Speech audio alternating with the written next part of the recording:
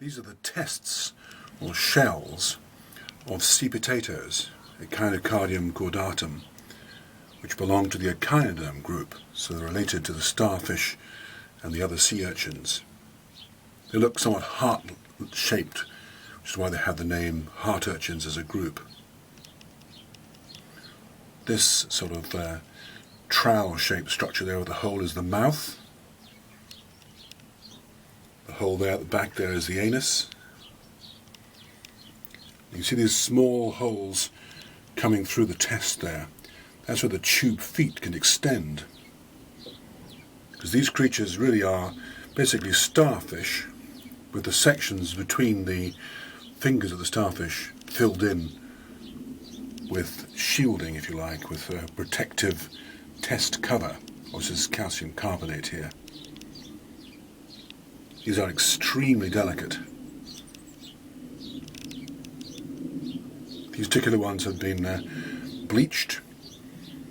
Normally they're covered in the living state in large numbers of small spines which can be moved, and they use those to move themselves.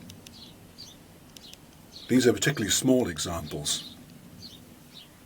These were found washed up on the beach down at Stevenson in North Ayrshire.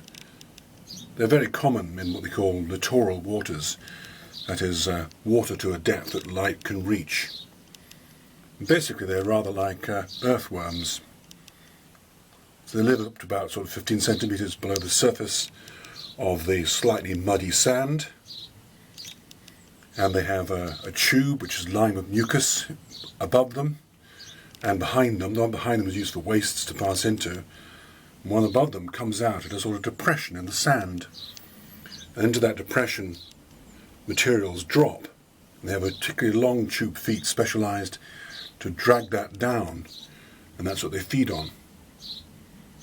You find large numbers on the beach after storms, but the storms are so great that the larger specimens this time had been broken. You sometimes also find them if there's exceptionally warm water. So if there's a very warm summer and the oxygen levels are so low that these die in large numbers and they get washed ashore. Unlike the sea urchins, which have radial symmetry, that is, they're sort of basically circular, these clearly have a front and a back. Also, they're divided actually into male and females. They're quite separate. And the larvae they have forms part of the plankton. They're very small, they don't have a shell to start with.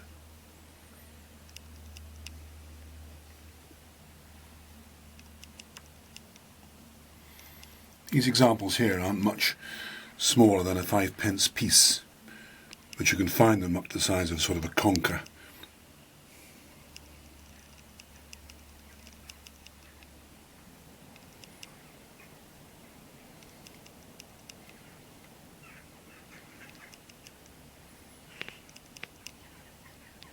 They're quite well represented in the fossil record.